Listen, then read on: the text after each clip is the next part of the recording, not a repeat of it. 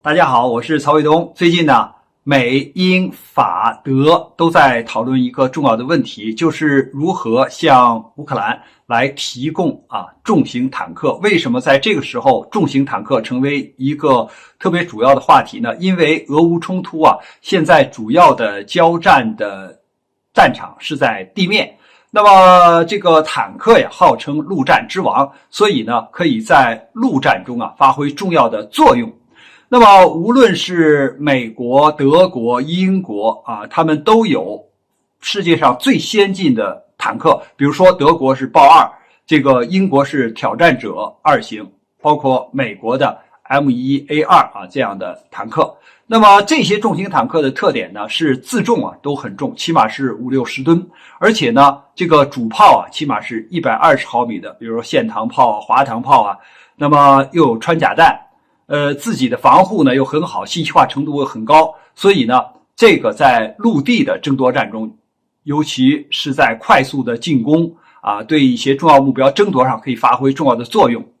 那么现在呢，就是俄罗斯方面呢，也把自己的就是比较先进的坦克，就是 T90M 也拿上来了它的性能基本上和这个德国呀、英国呀、美国的这个重型坦克不相上下。那么说，如果乌克兰得到了西方的这些坦克，那当然在地面作战的时候，就是它的武器装备，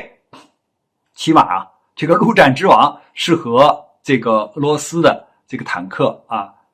不相上下的。但是如果现在它只有像比如说美国提供的 M2 或者是这个德国提供的黄鼠狼这样的装甲车，那你装甲车和坦克相比，那无论防护还打击能力这都相差甚远因为这个比如说美国的这个 M2 步兵战车，那它的这个主要的武器是25毫米的这个炮，可是人家坦克是120毫米的这样的火炮，所以这个装甲呀、火炮都没法相比。那么现在主要的问题是什么呢？就是谁先提供。比如说德国说我不先提供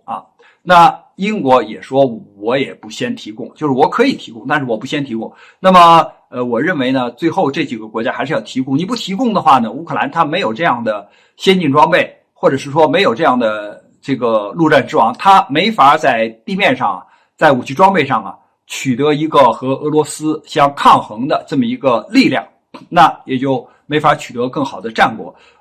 但是呢，德国怕就是我先提供了，到时候这个俄罗斯的主要的目标会对德国不利。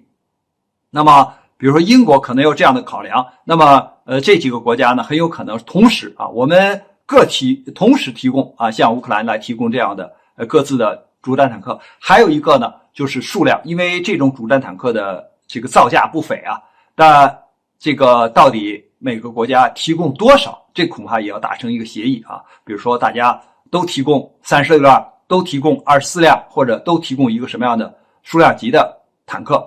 这样的话呢，来支持乌克兰的作战。所以我认为呢，下一步呢，很有可能为了就这个俄乌冲突的延续，为了使乌克兰能够取得比较好的战果，那么这些西方国家呢，可能还是要把这个重型的主战坦克提供给乌克兰，但是呢，他们在时间节点上可能要协商一致，然后呢，共同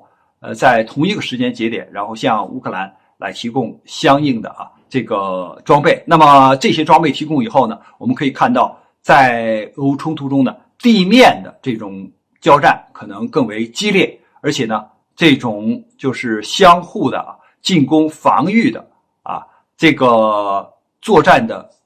密度和区域将会逐步的扩大。关于这个话题呢，我们今天就聊到这儿，感谢大家观看本节目，我们下期节目再见。